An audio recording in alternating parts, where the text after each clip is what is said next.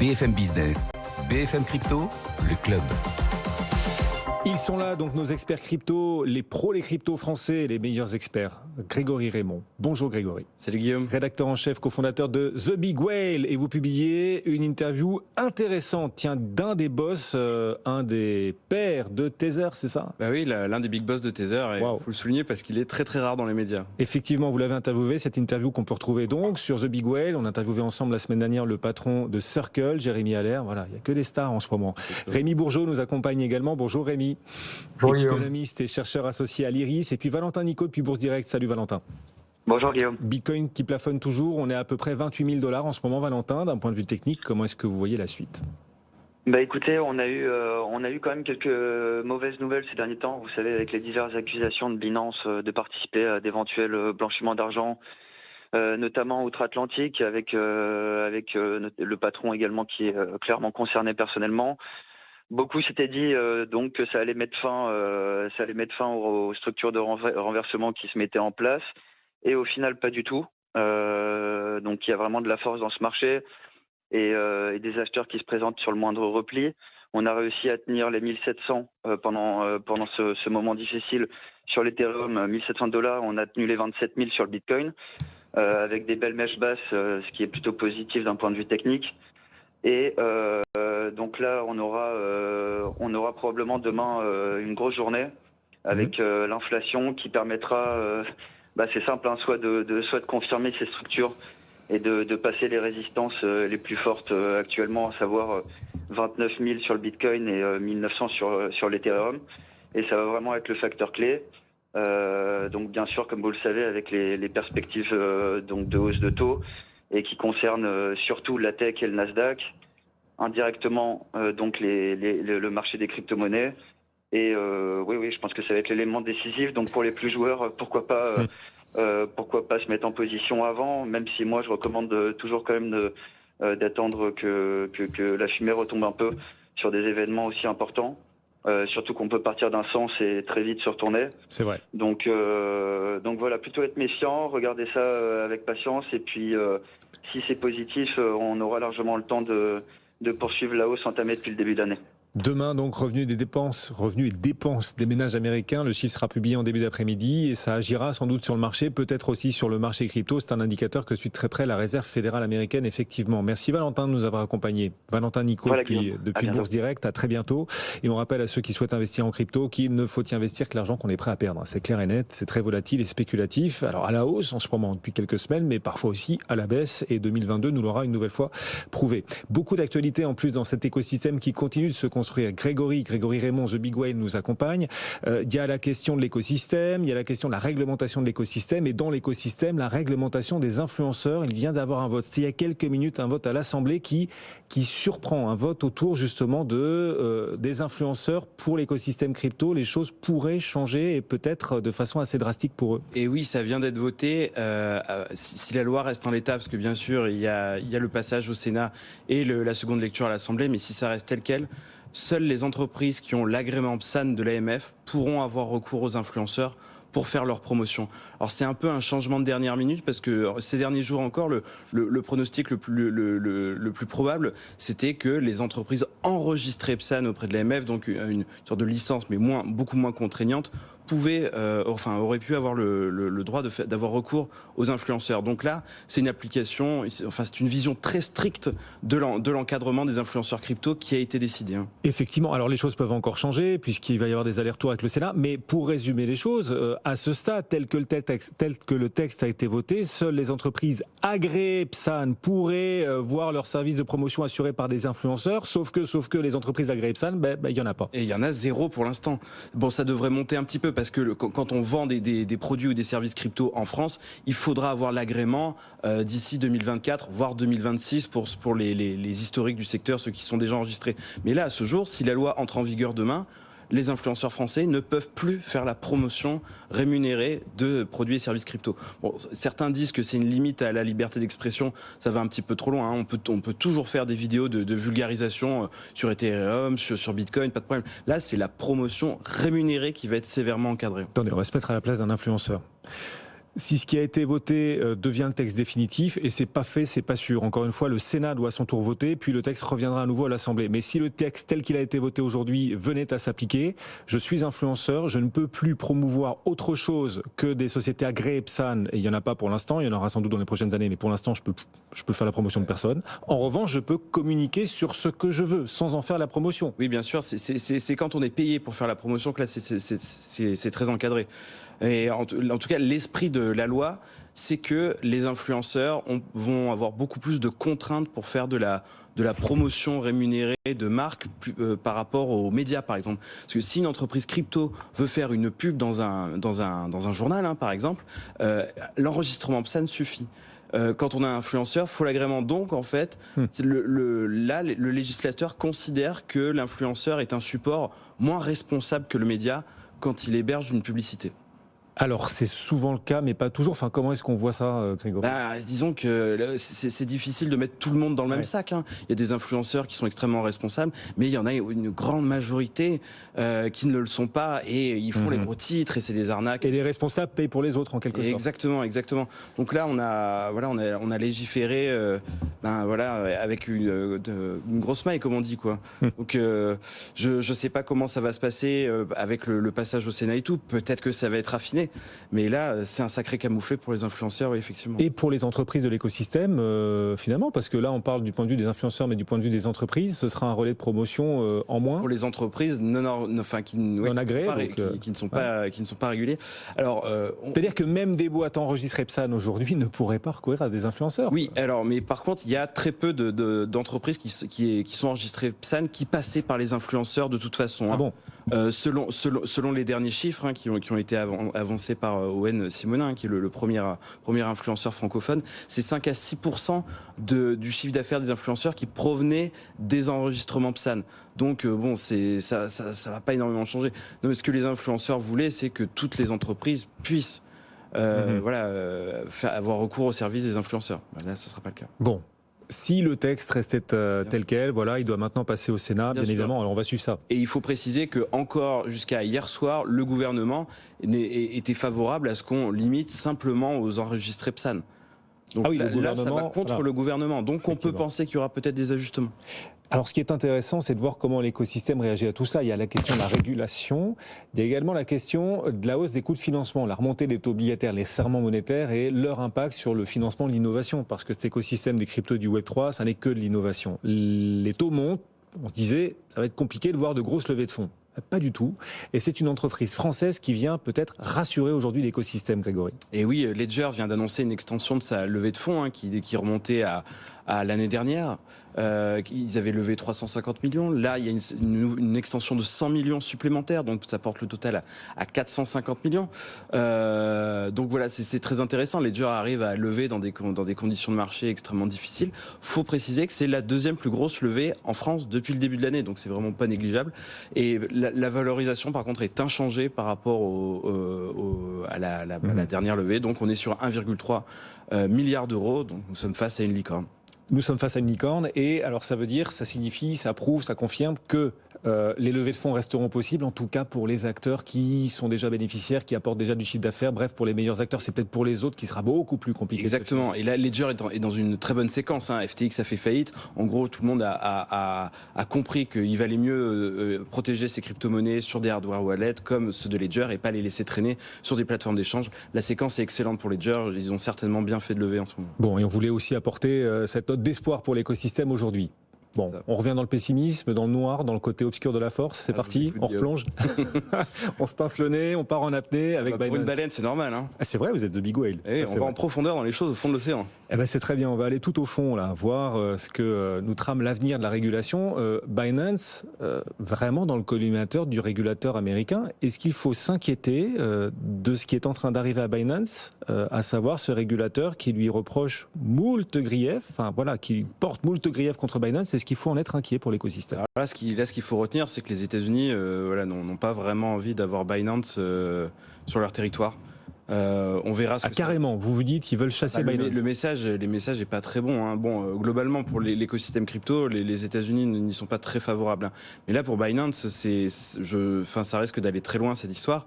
On pensait qu'il allait avoir un règlement à l'amiable avec la SEC. Finalement, c'est pas arrivé. Et là, il y a l'autre autorité de régulation, la CFTC, hein, donc qui gère plutôt les commodities, les matières premières, qui, à son tour, s'en prend à Binance. C'est pas impossible hein, finalement que Binance se fasse interdire un de ses jours aux États-Unis. Après, le marché crypto est grand, hein, donc je pense qu'il pourrait vivre sans. Mais ça semble compliqué. Je pense que Binance paye, certes, ses premières heures, hein, où il y avait un manque de transparence évident, ce qui est pas forcément ce qui est plus forcément le cas aujourd'hui, mais aussi le fait que Binance est d'origine chinoise et pour les acteurs chinois aux États-Unis, c'est très compliqué aujourd'hui. Et d'un point de vue européen, qu'est-ce qu'il faut se dire? Si Binance véritablement finissait par être chassé on extrapole, hein, on prolonge les courbes là, finissait par être chassé des États-Unis ou finissait par être dissuadé de rester aux États-Unis, il faudrait s'en réjouir en se disant formidable, ils vont privilégier l'Europe, ou il faudrait s'en inquiéter parce que l'impact pour l'ensemble de l'écosystème mondial serait énorme? Vous savez, la nature a horreur du vide, hein, donc Binance fermerait ses filiales aux États-Unis et se concentrerait sur l'Europe, l'Asie, l'Afrique. Je pense que ça irait. Et vous vous dites pas que l'Europe copierait les États-Unis ? Je crois que l'Europe a montré qu'elle voulait se distinguer des États-Unis par rapport à la crypto. On l'a vu avec le règlement MiCA, l'environnement est beaucoup plus favorable. La France s'est positionnée en première parmi les grands pays occidentaux pour offrir un enregistrement légal à Binance. Donc non, je pense que les États-Unis sont en train de faire un peu cavalier seul. Après, on verra exactement ce qui est prouvé sur ce qu'avancent les États-Unis. Si c'est des choses qui sont trop graves, ça aura peut-être des répercussions dans les autres zones. Rémi Bourgeot pour l'IRIS nous accompagne aussi, l'Institut des relations internationales et stratégiques. Rebonjour Rémi. Alors voilà, on voit cet écosystème qui continue de se construire, mais la régulation également, encore beaucoup de risques et puis des opportunités bien sûr pour le Web3. On en parle, on décrit tout cela chaque jour dans le club BFM Crypto. Et puis il y a la question aussi des financements. Alors, on le disait, Ledger parvient à annoncer le prolongement d'une levée de fonds assez importante. C'est une bonne nouvelle. Mais quand même, la chute de certaines banques régionales américaines pose question et pose notamment la question de la concentration des sources de financement pour les acteurs de l'écosystème, Rémi. Oui, on a un environnement assez paradoxal, bon, quand même très difficile pour le financement, avec quelques nouvelles plus dynamiques, disons, mais on revient quand même de nouvelles assez lourdes en réalisant vraiment à quel point quelques banques qui ne sont pas systémiques au sens financier général du terme sont systémiques en fait pour les cryptos, en fait pour la tech en général. Donc pour les cryptos, avec une concentration qui est liée en fait à la concentration aussi des fonds de capital risque qui poussent beaucoup d'opérations dans le monde de la tech en général, avec des acteurs très importants, donc concentrés. De l'autre côté, on a un environnement de marché qui est difficile pour de nombreux actifs, mais on a vu, comme on l'évoquait à d'autres occasions, le Bitcoin rebondir parce que cette crise bancaire, quelle que soit son intensité aussi, enlève un peu de pression quelque part. On voit les taux d'intérêt des banques des banques centrales quand même se resserrer, monter, mais quand même ça force une certaine prudence de la part de ces banques centrales, et ça peut aider aussi les actifs les plus risqués, comme le Bitcoin, qui est devenu, les cryptos devenus sensibles vraiment à ces cycles financiers menés par les vagues de liquidités. Donc ça reste très très paradoxal, et effectivement dans l'ensemble ce constat de concentration de banques systémiques, pour certains qui ne le sont pas en général. Ce qui est paradoxal effectivement, mais les Bitcoin maximalistes diront au contraire c'est logique et c'était prévisible, c'est que l'écosystème, bien sûr, l'innovation va un peu souffrir de la chute de certaines banques régionales, cette dépendance envers quelques banques, et puis parallèlement le Bitcoin qui lui profite de la situation et qui, c'est vrai, a sur cette période de stress bancaire vraiment tiré les marrons du feu. Est-ce qu'on voit le même type de dépendance à quelques banques de l'écosystème ici en Europe, ou est-ce que c'est un phénomène purement américain, Rémi ? Alors, on a quand même un système très connecté. En général, quand on regarde l'investissement de type capital risque. Donc, bon, il s'est développé en Europe, mais ça reste très limité par rapport aux États-Unis. Donc, cet écosystème est beaucoup moins développé. Les grandes opérations, je parle de la tech en général, sont quand même menées par des fonds américains, asiatiques. Et bon, quand on regarde vraiment de plus près les projets de crypto, les innovations techniques, là aussi, bon, on n'a pas vraiment quelque chose qui soit de nature européenne en termes d'autonomie. Je pense par exemple au projet de stablecoins en euros. Donc on peut se souvenir de celui de Circle, l'Eurocoin, qui reposait sur des dépôts à la Silvergate Bank. Ensuite, bon, ils ont réussi à réagir assez vite avec cette crise bancaire, mais ça me pose quand même la question de ce que peut être un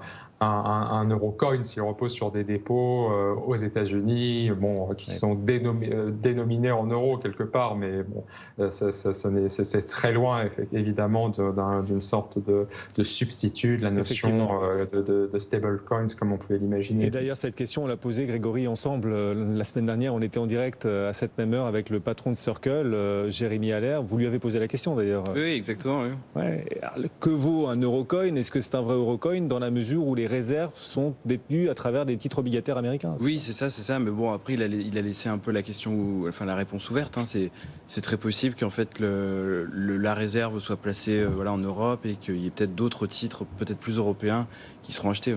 Oui, il avait un peu botté en touche. Hein. C'est le sentiment que j'ai eu. Son numéro 2 a été un petit peu plus précis avec nous. Tout est ouvert, mais je pense que politiquement, ils vont être obligés. Hein. Oui. Et alors, on a interviewé ensemble le patron de Circle avec aussi Owen Simonin qui nous accompagnait aussi. Et vous avez cette semaine cette autre interview du concurrent justement de Circle dans cet univers des stablecoins, le patron de Tether. Alors Tether, c'est vraiment l'anti-Circle. Hein. C'est la régulation, c'est pas trop leur truc. Et en plus. La séquence médiatique pour eux était géniale parce que toutes ces banques qui ont fait faillite et Tether qui n'a pas eu de problème hein, parce que Tether n'a pas de grands partenaires bancaires aux États-Unis et ils se sont permis de dire voilà, nous en plus on gère mieux notre argent, notre réserve que les banques parce que voilà, regardez, nous on avait pris juste des bons du Trésor à maturité très courte alors que voilà, regardez ces grandes banques qui ont pignon sur rue, elles avaient pris des bons du Trésor avec une maturité 30 ans et donc et se sont retrouvées bloquées. Donc là, il a un peu fanfaronné à ce niveau-là, mais on peut lui donner raison parce qu'aujourd'hui c'est l'une des entreprises les plus profitable du secteur malgré sa réputation sulfureuse. Ils ont annoncé au dernier trimestre 2022 des revenus de 700 millions de dollars. Ils nous ont annoncé que ça devrait être à peu près pareil au premier trimestre 2023. On est en bear market, c'est quand même pas mal, hein, n'est-ce pas Guillaume? Ouais, pas mal. Alors Tether, qui a quand même ou qui risque d'avoir du mal à être régulé, que ce soit en Europe ou aux États-Unis, qu'est-ce qui se passera si Tether disparaît ou n'est plus disponible? Vous faites raison, vous avez tout à fait raison de poser la question parce que demain avec MiCA, avec la régulation qui finira par arriver aux États-Unis, une entreprise comme Tether qui émet un stablecoin aura très très peu de chances d'avoir le droit d'être distribué sur ce territoire-là. On le sait. Je pense que chez Tether, ils le savent aussi. Et du coup, leur nouvelle stratégie, en tout cas de communication, c'est de dire les États-Unis, l'Europe, bon, c'est pas des zones très intéressantes pour distribuer un stablecoin. Il y a déjà des monnaies très stables. Oui. Donc, on va s'intéresser aux pays en voie de développement ou dans des pays où l'économie est fragile. Il a cité notamment l'Argentine, il a cité la Turquie, on peut retenir le Liban. Et voilà, il dit pourquoi vendre un stablecoin aux États-Unis? C'est un peu comme vendre une messe au pape. Hein, c'est pas ce dont il a le plus besoin. Pas mal. Voilà, c'est ce qui nous a... Et le problème de Tether, et ce qui l'empêchera sans doute d'être régulé ou d'entrer dans les mailles de la régulation, c'est que Tether multiplie les partenariats exotiques. Oui, avec des partenaires bancaires exotiques dont les noms ont été révélés ou pas. Hein. Ils gardent beaucoup de choses secrètes. Et en fait, c'est ça ce problème. Il y a trop de secrets. Ils ne divulguent pas assez ces informations stratégiques qui sont très importantes. Hein. C'est quand même dans ces banques-là que sont gardés les milliards de dollars. Parce que Tether, c'est quoi? C'est 70 milliards de dollars. On ne sait pas aujourd'hui exactement où sont ces 70 milliards qui soutiennent la réserve. Ils estiment qui les ont, ils publient des attestations qui ne sont pas totalement des audits, hein. On pourra y revenir, mais voilà, il y a plein de doutes et c'est ce qui fait que là, aujourd'hui, Tether, pour être enregistré en Europe, là, c'est totalement impossible. Et c'est pour ça que cette interview dans The Big Whale, elle est intéressante, l'interview du patron de Tether, Paolo Ardoino. Ardoino, pardon, oh là, Ardoino. Qu'est-ce que je dis ? Je l'ai prononcé à l'espagnol. Voilà. Il est italien. Il est italien. Arduino, alors Arduano, non mais vous le prononcez à la française, Grégory. Arduano, j'espère qu'il ne nous écoute pas quand même. Vous savez, je suis pour la France éternelle, moi. Merci beaucoup de nous avoir accompagnés. The Big Whale. Merci Rémi également. Rémi Bourgeot, chercheur associé à l'IRIS, qui nous accompagnait donc sur ce phénomène de concentration quand même d'un certain nombre de financements de l'écosystème crypto. Bon, il y a des financements aussi à travers la finance décentralisée, ça existe aussi, et ça se développe peu à peu. Merci messieurs.